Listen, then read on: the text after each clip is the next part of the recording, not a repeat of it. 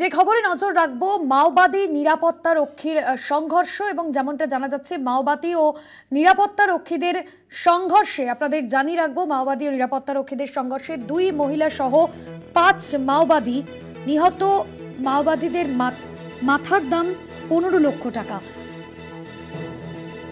আমাদের প্রতিনিধি অঙ্কুর ভট্টাচার্য রয়েছেন ফোন লাইনে। অঙ্কুর দা, এ বিষয়ে কি জানা যাচ্ছে? দেখতে পাচ্ছি এই বছরের শুরুতে বা গত বছরও দেখেছিলাম একটানা অভিযানে চলছিল ছত্তিশগড়ে এবং বিজাপুর সহ দান্তেওয়াড়া, নারায়ণপুর এই সমস্ত জেলাগুলিতে একটানা চলছিল অভিযান। এবং সেই অভিযানে গত 11 তারিখ আবার নতুন করে শুরু হয়েছিল বান্দেপুরার কাছে এবং সেখানে বান্দেপুরার কোরাঞ্জের গ্রামের মধ্যবর্তী জঙ্গল এবং পাহাড়ে নিরাপত্তা বাহিনীর সঙ্গে মাওবাদীদের সংঘর্ষ শুরু হয়, যা একটানা চলেছিল বিকেল 3টে থেকে 4টে অব্দি। বাসরাগঞ্জের যে পুলিশের মহাপরিদর্শক তিনি সুন্দররাজ পি তিনি জানিয়েছেন যে এখনো পর্যন্ত মোট 13 জন মাওবাদীর মৃত্যু হয়েছে নিরাপত্তা রক্ষীর সঙ্গে সংঘর্ষে।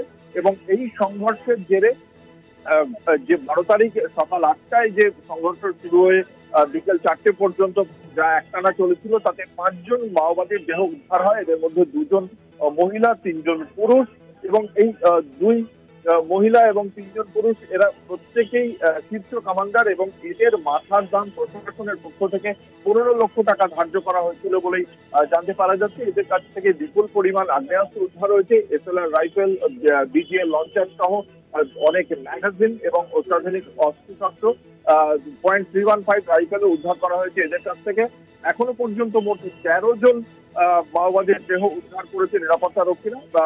আবারও আজকে ফের এই পি সুন্দররাজ সেখানকার আইজি তিনি জানিয়েছেন যে সমাজের মূল স্রোতে ফেরার জন্য মাওবাদীদের কাছে আবারও আবেদন জানিয়েছেন তিনি।